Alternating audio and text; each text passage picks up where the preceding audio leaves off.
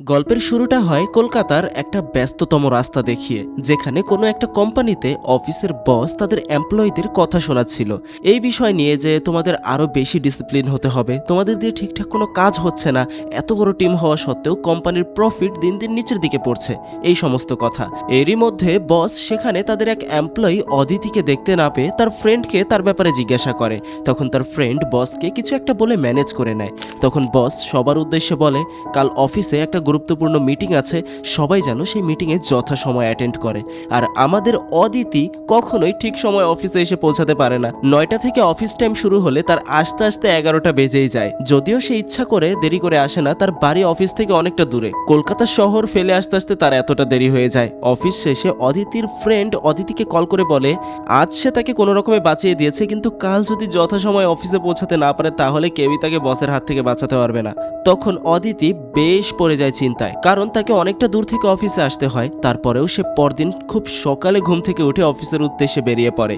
আর আজকে সে একদম 9টা বাজে অফিসের সামনে পৌঁছে যায়। সে দ্রুত অফিসের লিফটের দিকে যাচ্ছিল, আর তার সাথে তখন একটা ছেলের ধাক্কা লেগে যায়। অদিতি সরি বলবে তো দূরের কথা, উল্টো যেতে যেতে ছেলেটাকে দু একটা কথা শুনিয়ে যায়। সেই ছেলেটা অদিতিকে ঘুরে কিছু বলতে নেবে, এর মধ্যে অদিতি সেখান থেকে চলেও যায়। কিন্তু আজকের দিনটা কোনোভাবে বেঁচে গেলেও একদিন না একদিন তাকে বসের সামনে ধরা পড়তেই হবে। তাই তার এক কলিগ তাকে বলে যে কাছাকাছি কোথাও একটা বাসা খুঁজে নিতে, তা না হলে সামনে তাকে আরো বড় বিপদে পড়তে হবে। কিন্তু এরকম হুট করে বাসা খুঁজে পাওয়াটাও তো অনেক মুশকিলের কাজ। 9 to 5 চাকরি করে বাসা খোঁজা, এটা কখনোই তার পক্ষে সম্ভব না। এরপর আমরা গতকালকে অদিতির সাথে ধাক্কা খাওয়া সেই ছেলেটাকে দেখতে পাই, যার নাম হলো পাবলো।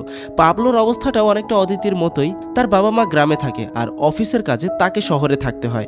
অফিসের আশেপাশে কোথাও বাসা খুঁজে না পাওয়ার কারণে তাকেও রোজ একই সমস্যায় পোহাতে হয়। তাই সে তার এক বন্ধুকে কল করে সাহায্য চায়, কোথাও যদি ভালো কোনো বাসা খুঁজে পায় তাহলে যেন তাকে জানায়। এরপর তার মা তাকে কল দিয়ে তার খোঁজ খবর নিতে শুরু করেন। এক পর্যায়ে তিনি তাকে বলে, দেখ বাবা, এখন তোর বয়স হয়েছে, একটা মেয়ে দেখে বিয়ে করে নে।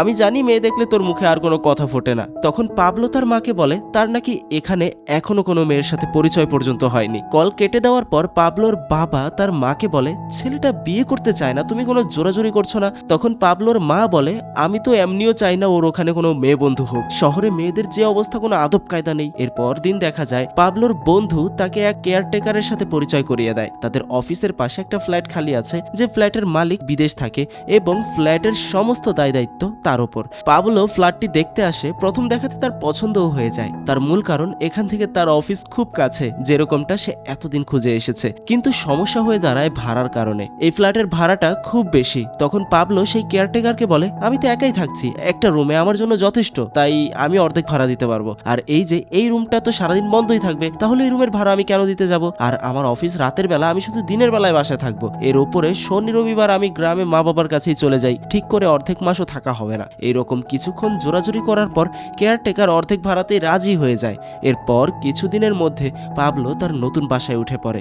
এরপর থেকে পাবলোর অফিসে পৌঁছাতে আর কোনো সমস্যা হয় না। আর এদিকে অদিতির জীবন ওই আগের মতোই দুর্বিষহ কাটতে থাকে। রোজ তার কোনো না কোনো কারণে দেরি হতেই থাকে। পাবলো ও অদিতি একই অফিসে চাকরি করে, পাবলো নাইট শিফটে আর অদিতি ডে শিফটে। তাদের দুজনকে মাঝে মাঝে একই ফ্রেমে দেখা যায়, কিন্তু তারা একে অপরের কাছে অপরিচিত। সেদিন রাতে পাবলো তার বন্ধুর সাথে ডিনারে যায়, যেখানে তার বন্ধু তার ফিয়ন্সিকে নিয়ে আসে। তাদের দুজনের পরিচয়ও অনেক অদ্ভুত।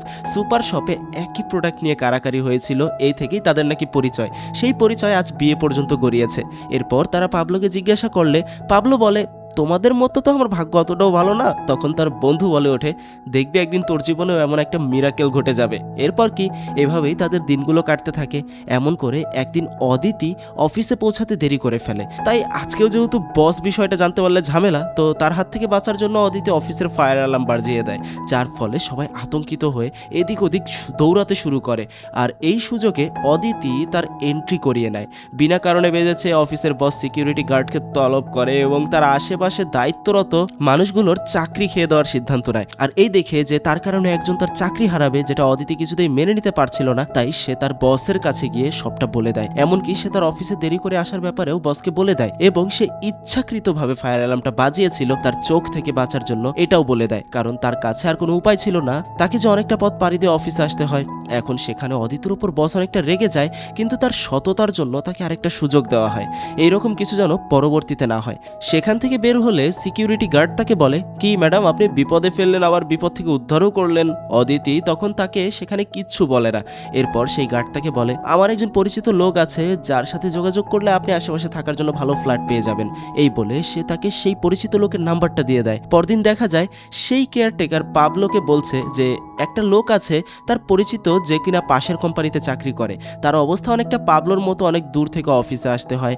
এখন আশেপাশে একটা বাসা খুঁজে বেড়াচ্ছে। ওই লোক দিনের বেলা অফিসে থাকবে আর রাতে বাসায় থাকবে, ঠিক তার উল্টো। এখন যদি তোমরা রুম শেয়ার করো তাহলে দুজনেরই ভালো হয়, তুমি না হয় আরও 2000 টাকা কম ভাড়া দিলে।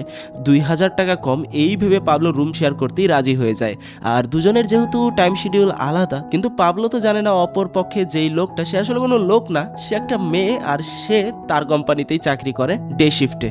আর দুজনের যেহেতু টাইম শিডিউল আলাদা, তাই একজন আরেকজনকে ডিস্টার্ব করবে তো দূরের কথা, দেখা পর্যন্ত হবে না। আর যেমনটা বলা হয়েছে, তাকে বলা হয়েছে লোকের কথা, তাই ছেলে মানুষের সাথে রুম শেয়ার করতে তার সমস্যা হওয়ার কথা না। সন্ধ্যার পর যখন পাবলো অফিসে চলে যায়, তখন কেয়ারটেকার অদিতিকে সেই রুমে নিয়ে আসে ফ্ল্যাট দেখানোর জন্য। আসলে কেয়ারটেকার ইচ্ছা করেই ছেলে রুমমেটের কথা বলেছিল, যদি পাবলো আবার রাজি না হয় তাই। আর মিথ্যে বললেও তো কোনো সমস্যা নেই, কারণ তাদের দুজনের কখনো দেখাই হবে না। একজন রুম থেকে বের হবে তো অন্যজন প্রবেশ করবে। বাহ, ভালো প্ল্যান, তবে ধরা না পড়লেই হয়। এখানেও কেয়ারটেকার অদিতিকে মিথ্যা বলে যে এখানে দিনের বেলায় একটা মেয়ে থাকে, কিন্তু তার বলা মিথ্যা কথাগুলো ধরা পড়ে যায় যখন অদিতি ওয়াশরুমে শেভিংয়ের জিনিসপত্র দেখতে পায়। কেয়ারটেকারের এরকম মিথ্যে বলা দেখে অদিতি তার উপর খুবই রেগে যায়। তখন কেয়ারটেকার তাকে বুঝিয়ে বলে যে ওই ছেলেটা শুধু দিনের বেলা বাসায় থাকে আর উইকেন্ডে গ্রামে চলে যায়, আপনার কোনো সমস্যা হবে না। শুধুমাত্র ছেলেটা যেন জানতে না পারে যে আপনি মেয়ে, কারণ আমি ওকে বলেছি যে এখানে একটা ছেলে থাকবে। এখন যদি কোনোভাবে জানতে পেরে যায় যে আমি মিথ্যা বলেছিলাম তাহলে সর্বনাশ। এখন অদিতির তো কেয়ারটেকারের উপরে বেশ রাগ হচ্ছিল, কিন্তু এমন কম ভাড়ায় যে অফিসের আশেপাশে সে একটা রুম খুঁজে পাবে সেই আশাটাও তার ছিল না, তাই সে সব শর্ত মেনে নিয়ে রাজি হয়ে যায়। পরদিনই অদিতি তার সবকিছু প্যাক করেই বাসায় শিফট হয়ে যায়। এরপর থেকে এভাবেই তাদের দিন কাটতে থাকে। একজন বাসায় আসে তো আরেকজন চলে যায়। যে ব্যাপারগুলো তাদের ফ্ল্যাটের একজন বয়স্ক মহিলা লক্ষ্য করে আর মনে মনে ভাবতে শুরু করে, আরে এদের মধ্যে থাকা সম্পর্ক কি এতই খারাপ যে একজন আরেকজনের মুখ পর্যন্ত দেখছে না? এভাবে চলতে থাকলে এদের বাচ্চা কাচ্চা কিভাবে হবে? মানে বুঝছেন ব্যাপারটা? কোন দিন না আবার পাবলোকে ডেকে জিজ্ঞাসা করে বসে। যাই হোক, এরপর একদিন পাবলো তার উইকেন্ডে গ্রামের বাড়ি গেলে অদিতি তার বন্ধু বান্ধবদের ফ্ল্যাটে এনে পার্টি করে। রাতে তারা নেশায় এতটাই বুঁদ হয়ে পড়ে যে সেখানেই ঘুমিয়ে পড়ে। আর পরদিন সকালে ফ্ল্যাটটা পরিষ্কার না করে সেখান থেকে চলে যায়। যা পাবলো যখন ফিরে এসে দেখতে পায়, তার রক্ত মাথায় উঠে যায়। আরে ভাই, কাকে ভাড়া দিল ফ্ল্যাট? সবকিছু নোংরা করে চলে গিয়েছে। রাগের মাথায় সে তার রুমমেট অর্থাৎ অদিতিকে কল করে। কোনো একটা সময় হয়তো পাবলো কেয়ারটেকারের থেকে অদিতির নাম্বার নিয়ে রেখেছিল। কল করাতেই অদিতির একটা ছেলে কলিগ সেটা রিসিভ করে, কারণ অদিতি সে সময় একটা মিটিংয়ে থাকে। আর পাবলো মনে করে এটাই তার সেই রুমমেট, তাই সে তখন তাকে বেশ কিছু কথা শুনিয়ে দেয়। আর সেও রুমমেটের অভিনয় করে যাচ্ছিল। এখন রাতে যখন অদিতি ঘরে এসে সব পরিষ্কার পরিচ্ছন্ন দেখে, তখন সে খুবই খুশি হয়। এসব কিছু তারই পরিষ্কার করার কথা ছিল, কিন্তু সেগুলো পাবলো করে দিয়েছে। যদিও এখনো অদিতি পাবলোর নাম পর্যন্ত জানে না। পরদিন সকালবেলা পাবলো কিছুটা আগেই অফিস থেকে বেরিয়ে পড়ে, কারণ সে আজ তার রুমমেটের সাথে সরাসরি দেখা করতে চায়। কে সেই ব্যক্তি যে এভাবে ঘর নোংরা করে যায়? এখন পাবলোর বাসার দিকে আসতে দেখে কেয়ারটেকার দ্রুত অদিতির কাছে আসে এবং তাকে রিকোয়েস্ট করে বলে যেন এই ঘর থেকে সে বেরিয়ে যায়, কারণ পাবলো এই দিকে আসতেছে। যেটা শুনে অদিতি কোনো রকমে ঘুম থেকে উঠে তার এক বন্ধুর বাড়িতে চলে যায়। আর এদিকে পাবলো ঘরে এসে দেখে বাসায় কেউ নেই। এখন আপনাদের মনে হতে পারে একই বাসায় থেকে পাবলো কোনোভাবেই বুঝতে পারছে না। তার কারণ হলো, আমি প্রথমে বলেছিলাম এই ফ্ল্যাটের একটা রুম সবসময় তালা দেওয়া থাকে, যে রুমে এখন অদিতি থাকে। আর অদিতি বেরিয়ে গেলে তার সেই রুমটা বন্ধ করে দিয়ে যায়। বাড়িতে ফিরে সে তার রুমমেটের দেখা না পেলেও আয়নাতে কিছু নোট দেখতে পায়, যেখানে লেখা ছিল, চিন্তা করবেন না, এরপর থেকে আর ঘর এমন হবে না। যেটা দেখে পাবলো কিছুটা স্বস্তির নিঃশ্বাস ফেলে। যাক, কিছু না হলেও বুঝতে পেরেছে তো। কিন্তু তার এখনও কিছুটা সন্দেহ জন্মায়, কারণ ঘরের বিভিন্ন জায়গায় যেমন সোফার কুশন ও বিভিন্ন জায়গা থেকে মেয়েদের পারফিউমের গন্ধ আসে। তাই সে তার বন্ধুকে কল করে, এই ব্যাপারে বলে যে তার কেন যেন মনে হচ্ছে এই ফ্ল্যাটে কোনো ছেলে নয় মেয়ে থাকে। তখন তার বন্ধু তাকে বোঝায় যে সবাই তো আর তোর মতো বোকা না, ছেলেটা খালি ফ্ল্যাটের সঠিক ব্যবহার করছে, তাই হয়তো তোর এমনটা মনে হচ্ছে। মানে সে বোঝাতে চাইছে তার সাথে যেই ছেলেটা থাকে সে হয়তো মেয়ে নিয়ে আসে এই রুমে। এরপর এদিকে অদিতি তার এক বন্ধুর বাড়িতে গিয়ে উঠে পড়ে, যেখানে তার বন্ধু তাকে জিজ্ঞাসা করে তোরা একই ছাদের নিচে থাকিস, একই সোফা কিচেন ইউজ করিস, তারপরেও দুজনে একে অপরের নাম জানিস না, দেখা হয়নি কখনো? তখন অদিতি জানায় দেখা তো দূরের কথা, ছেলেটা হয়তো এখনো এটাই জানে না যে সে একটা মেয়ের সাথে তার রুম শেয়ার করছে।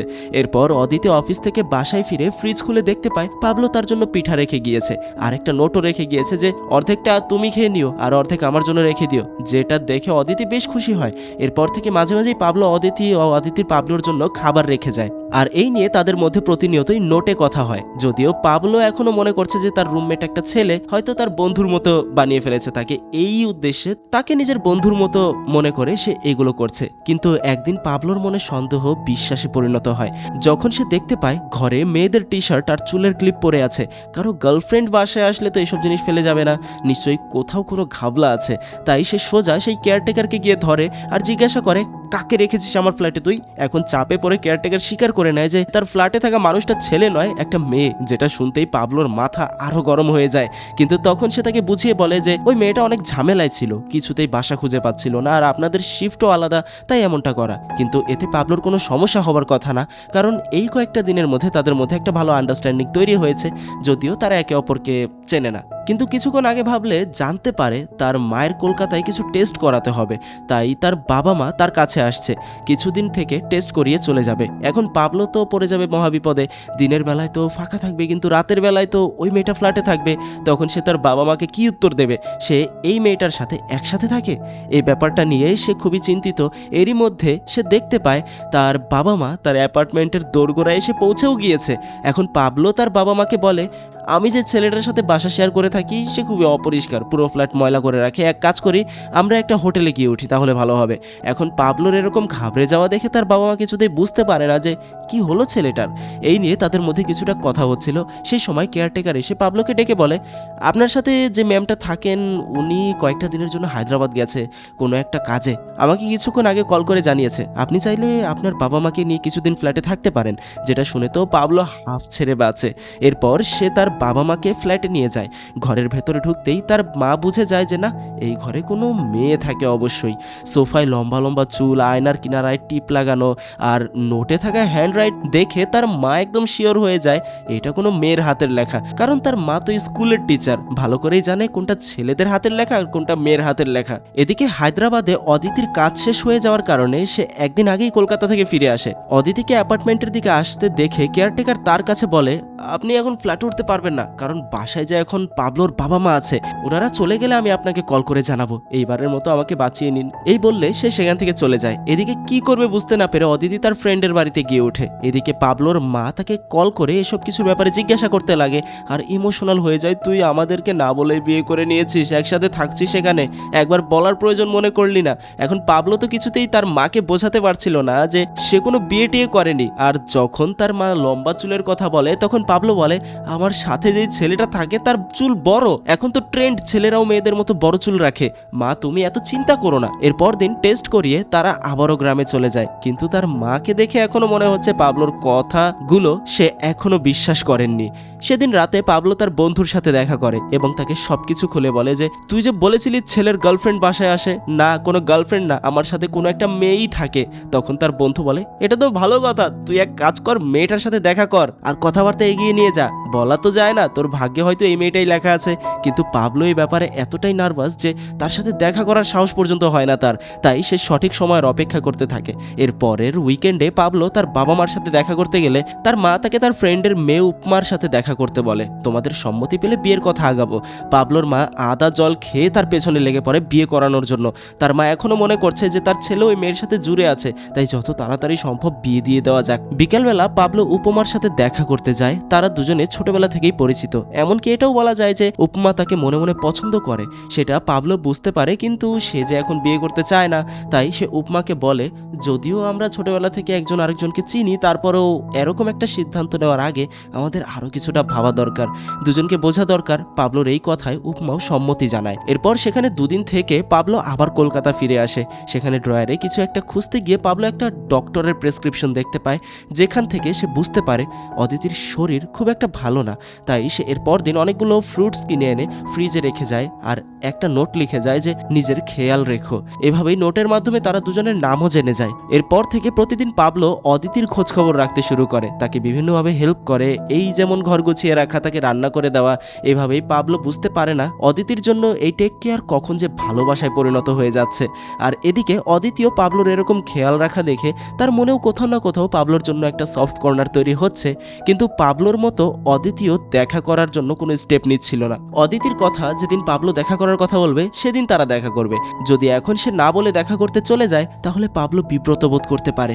অদিতির থেকে এইসব কথা শুনে তার ফ্রেন্ড বলে, দেখ পাবলো হয়তো এরকমটাই ভেবে বসে আছে যে তুই হয়তো দেখা করার কথা বলবি, তা না হলে দেখবি একদিন অনেক দেরি হয়ে যাবে। একটা ছেলে তোকে না দেখেই তোর এতটা কেয়ার করছে, ও নিশ্চয়ই তোকে ভালোবাসে। ভালো হয় একটা দিন বের করে তোরা দুজনে দেখা করে নে।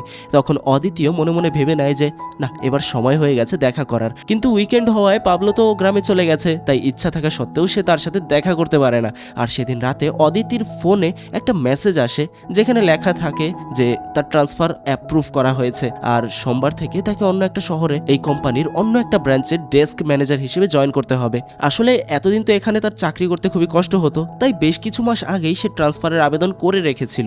আজ সেটা অ্যাপ্রুভ হলো, এতে তো অদিতির খুশি হওয়ার কথা, কিন্তু অদিতি মোটেও খুশি না। তাকে যে এখন এখান থেকে চলে যেতে হবে পাবলোর থেকে দূরে, একবারের জন্য হলেও সে তার সাথে দেখা করতে পারলো না, কারণ তার যে কালকে এখান থেকে চলে যেতে হবে। নিজের ইচ্ছার বিরুদ্ধে হলেও অদিতি নয়ডার উদ্দেশ্যে বেরিয়ে পড়ে আর যাওয়ার আগে পাবলোর জন্য একটা নোট রেখে যায় যেখানে লেখা ছিল, আমি চলে যাচ্ছি, আমাদের তো কখনো দেখা হলো না, কিন্তু তুমি এতদিন আমার জন্য যা কিছু করেছো তার জন্য অনেক ধন্যবাদ। অদিতি চলে গেছে শুনে পাবলোর মন এক নিমিষেই যেন ভেঙে যায়। এই আফসোসের দিন কাটতে থাকে যে যদি এত কিছু না ভেবে একবার দেখা করে নিতাম। সে যে অদিতিকে ভালোবাসে, তার বন্ধু এসে তাকে একই কথা বলে যে আমি ভেবেছিলাম দেখা করে নিতে, আর এখন যখন মেয়েটা চলে গেছে তাহলে ওর জন্য কষ্ট পেয়ে কি লাভ, এতটাই ভালোবাসতি নাকি ওকে? তখন পাবলো বলে, ভালোবাসা কিনা জানি না, তবে অনেক মেয়ের সাথেই কথা বলেছি, পরিচিত হয়েছি, কিন্তু কারো দূরে চলে যাওয়া এরকম অনুভব করিনি। জানি না এখন এমন হচ্ছে কেন, এটাই হয়তো ভালোবাসা। যেমন কষ্ট পাবলোর হচ্ছিল ঠিক তেমনটা অদিতিরও যেন হচ্ছিল, কিন্তু অদিতি নিজেকে সামলে নেওয়ার চেষ্টা করছে এই ভেবে যে আমাদের ভাগ্যে হয়তো এমনটাই লেখা আছে। কিন্তু অদিতি ও পাবলোর ট্র্যাজেডির মধ্যে উপমা পাবলোর সাথে ঠিক করে কথা বলতে পারছিল না। যখনই উপমা পাবলোকে কল করে, পাবলোর কথা শুনে মনে হয় পাবলো হয়তো অন্য কোথাও ডুবে আছে, অন্য কারো চিন্তায়। আর সেদিন পাবলো অদিতির ব্যাপারে তাকে বলে দেয় যে তার সাথে একটা মেয়ে রুম শেয়ার করে থাকতো, এখন চলে গেছে। কিন্তু সে এটা বলে না যে অদিতির জন্য তার মনের ভেতর একটা অনুভূতির জন্ম হচ্ছে। কিন্তু উপমা বুঝতে পারে যে অদিতির জন্য পাবলোর মনে কিছু না কিছু আছে। আর যখন সে জানতে পারে এখন অদিতি এখানে আর নেই, তখন সে পাবলোর সাথে দেখা করার জন্য কলকাতায় চলে আসে, যেন তার সাথে কথা বলে পাবলোর কিছুটা মন ভালো হয়। উপমার এই নিয়ে কোনো চিন্তা ছিল না যে পাবলো বিয়েতে রাজি হবে কি না, সে শুধু এটা চায় যে পাবলো খুশি থাকুক। পাবলো মনে মনে সিদ্ধান্ত নেয় যে অদিতিকে ভুলে গিয়ে সে উপমার সাথে তার জীবনটা শুরু করবে, এখান থেকে অনেক দূরে চলে যাবে, যেন পুরনো দিনের কোনো স্মৃতি তাকে ধরে রাখতে না পারে। উপমাও বুঝতে পারে পাবলো অদিতিকে ভুলে থাকার জন্য এখান থেকে দূরে চলে যেতে চাইছে, তাই সে তার সাথে কোনো মতবিরোধ না করে রাজি হয়ে যায়। এরপর কিছুদিন পার হলে পাবলো যে কোম্পানিতে চাকরি করে সেই কোম্পানির একটা মিটিং অ্যারেঞ্জ করা হয়, যেখানে কোম্পানির সকল ভালো এমপ্লয়ীদেরকে বিভিন্ন ব্রাঞ্চ থেকে ডেকে আনা হয় নতুন প্রজেক্ট সম্পর্কে ধারণা দেওয়ার জন্য, যেখানে পাবলো ও অদিতিও উপস্থিত ছিল। আর অবাক করে দেওয়া বিষয় হলো উপমাও সেই মিটিংয়ে উপস্থিত ছিল, কারণ সে এই কোম্পানির অন্য একটা ব্রাঞ্চে চাকরি করে। অদিতি যখন স্টেজে প্রেজেন্টেশন দেওয়ার সময় নিজের নাম বলে, পাবলোর মনে একটা খটকা বাঁধে, এটা ওই অদিতি না তো যার সাথে আমি এতদিন ছিলাম। মিটিংয়ের শেষে পাবলো বেশ কয়েকবার অদিতির সাথে কথা বলার চেষ্টা করে, কিন্তু তাকে একটা চিন্তা বারবার আটকে দিচ্ছিল, যদি এই অদিতি সেই অদিতি না হয়, মান সম্মান নিয়ে টানাপোড়েন হয়ে যাবে তখন। কিন্তু উপমা লক্ষ্য করে অদিতির নাম শুনতেই পাবলোর মুখে যে খুশিটা ভেসে উঠেছিল সেটা তার উপস্থিতিতে নয়, অদিতির জন্য। অদিতির জন্য পাবলোর মনে যে ভালোবাসা আছে সেটা তার জন্য নেই, আর এখানে পড়ে থাকাটাও তার জন্য শুধু যে সময় নষ্ট। কিন্তু যদি অদিতি তার জীবনে ফিরে না আসে তাহলে পাবলোকে তো তার সামলাতে হবে, এই ভেবে সে পাবলোর কাছে থাকছে। আর যখন মিটিং শেষে অদিতি হোটেলে যায়, সেখানে সে দেখতে পায় তার জন্য একটা চিঠি পড়ে আছে, যেটা পাবলো তার জন্য পাঠিয়েছে, যেখানে তাদের লেখা সমস্ত নোটগুলো ছিল, যেটা দেখতে অদিতি একদম খুশি হয়ে যায়। সিদ্ধান্ত নেয় সে পাবলোর সাথে দেখা করবে, কিন্তু অদিতি তো এখনও জানে না পাবলোর জীবনে একটা মেয়ে আছে যার সাথে তার বিয়ের কথা পর্যন্ত চলছে। সে মনে মনে ভাবতে থাকে পাবলো এখনও সিঙ্গেল, যদি ভাগ্যে থাকে তাহলে এখনও দেখা করে তাদের সম্পর্ককে এগিয়ে নেওয়া সম্ভব। তাই সে সময় নষ্ট না করে রাতেই বেরিয়ে পড়ে পাবলোর বাড়ির উদ্দেশ্যে। যেহেতু তার কাছের ফ্ল্যাটে কোনো চাবি ছিল না, তাই সে পাশের ফ্ল্যাটের ওই বয়স্ক মহিলার কাছে গিয়ে পাবলোর জন্য অপেক্ষা করতে থাকে। আর যখন পাবলো বাসায় ফিরে আসে তখন বয়স্ক মহিলা তাকে ডেকে বলে অদিতি তোমার সাথে দেখা করতে এসেছে। তখন পাবলো একদম লম্বা একটা নিঃশ্বাস নিয়ে চোখ বন্ধ করে নেয়, আর যখন চোখ খুলে সে দেখতে পায় অফিসে থাকা ওই অদিতিই হলো তার সেই রুমমেট যাকে সে এতটা মিস করছিল এতদিন। পাবলো তো এক পলকে অদিতির দিকে তাকিয়ে থাকে। এরপর সে তাকে তার ফ্ল্যাটে নিয়ে যায় এবং আজ দুজনে মন খুলে কথা বলে, খুবই সুন্দর সময় কাটায়। চলে যাওয়ার আগে পাবলো আগামীকালকে ডিনারের জন্য তাকে ইনভাইট করে। অদিতির চলে যাওয়ার সময় উপমা প্রবেশ করতে নেয়। অদিতিকে পাবলোর ফ্ল্যাট থেকে বেরোতে দেখে উপমা তো বুঝে যায় এটা সেই অদিতি। আজ সে পাবলোর সাথে দেখা করতে এসেছে।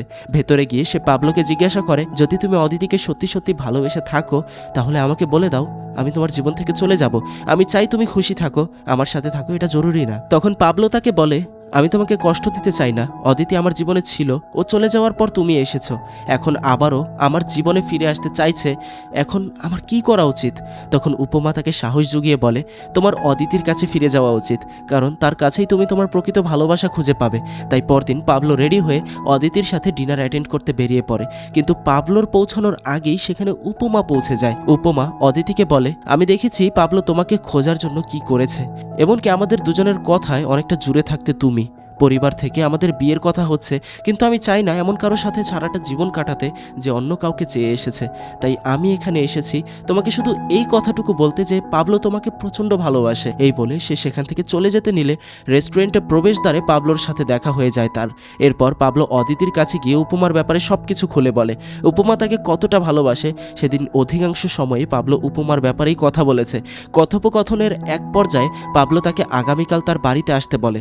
অদিতিও আসতে রাজি হয়। পরদিন দেখা যায় পাবলো উপমাকে কিছু একটা বলার চেষ্টা করছে, কিন্তু বলতে পারছে না। তার মনে যে অনেক কথা। নিজেকে অপরাধী মনে করা পাবলো উপমার হাত ধরতে গেলে উপমা হাত ছাড়িয়ে নিচ্ছে। পাবলোর প্রতি তার ভালোবাসা তো মিথ্যা ছিল না। কিছুক্ষণ পর ওই পাশের বয়স্ক মহিলা দরজা নক করে একটা চিঠি দিয়ে বলে অদিতি চলে গেছে, আর যাওয়ার আগে এই চিঠিটা দিয়ে গেছে যেটা উপমার জন্য। উপমা চিঠিটা খুললে অদিতি লিখেছে আমি জানি পাবলো তোমাকে কতটা ভালোবাসে, কিন্তু কালকে আমি তোমার জন্য ওর ভালোবাসাটা দেখেছি। তুমি যে বলেছিলে তোমাদের কনভারসেশনের মধ্যে অনেকটা জায়গা জুড়ে আমি ছিলাম, কাল আমাদের কথাবার্তার সম্পূর্ণটা চলেছে তোমার নামের ওপর। পাবলো আমার জন্য প্রেম তোমার মধ্যে খুঁজে পেয়েছে, তাই তো ও আমাকে আমার পারফিউম তোমাকে দিয়েছে যেটা আমি কালকে তোমার পাশে বসাতে অনুভব করেছি। ও আমাকে তোমার মধ্যে খুঁজে পেয়েছে, তাই আমি তোমাদের মাঝে থেকে সরে দাঁড়াচ্ছি। পাবলো দ্বিধাদ্বন্দ্বে ছিল যে ও আসলে কাকে ভালোবাসে। সে ভুল ধারণার মধ্যে ছিল যে তার ভালোবাসাটা আমার জন্য, কিন্তু সেটা ছিল তোমার জন্য, যেটা তুমি বুঝতে পারোনি। তুমি হয়তো ভেবেছো সে আমার জন্য ছুটে বেরিয়েছে, কিন্তু সেটা শুধু তার শিক্ষা ছিল যে ভালোবাসা আসলে কাকে বলে সেটা চেনার জন্য। তাকে আনন্দে রাখবে। ইতি তোমার অদিতি। আর এখানেই যেন গল্পটা অন্যদিকে মোড় নিয়ে ফেললো। সবসময় যে আমাদের সবার ভালোবাসা পূর্ণতা পেতে হবে তার কোনো কথা নেই। হয়তো অদিতির ভালোবাসাটা পূর্ণতা পায়নি, কিন্তু পাবলো এই যাত্রায় বুঝতে পেরেছে যে আসলে সে কাকে ভালোবাসে। ঘটনার এই অংশটা খুব সংক্ষিপ্ত ছিল, আর তাদের কথাবার্তাও সিনেমাতে যেভাবে বলা হয়েছে সেখানে সম্পূর্ণ সুন্দর একটা ভঙ্গিমায় ফুটে উঠেছে যে সেখানে পাবলো অদিতিকে নয় বরং তাকেই ভালোবেসেছিল। যে বিষয়টা এক্সপ্লেইনের মাধ্যমে অত ভালোভাবে বোঝানো সম্ভব হয়নি, কিন্তু যারা সিনেমা দেখতে চান তারা দেখে আসতে পারেন। সিনেমার নাম আলাপ। 2024 সালে মুক্তি পেয়েছিল সিনেমাটা, বাংলা ভাষাতেই আছে, তাই দেখে আসতে পারেন। তো কেমন লাগলো আজকের গল্পটা সেটা কমেন্ট করে জানাবেন। ভালো লাগলে লাইক করবেন, আর খারাপ লাগলে কি কারণে খারাপ লেগেছে সেটা কমেন্টে বলতে পারেন। ততক্ষণ এই যে স্ক্রিনে আরও একটা ভিডিও ভেসে উঠেছে, ক্লিক করে দেখা শুরু করতে পারেন। অবশেষে গল্পটা আপনি এতক্ষণ দেখেছেন, সেজন্য আপনাকে অনেক ধন্যবাদ।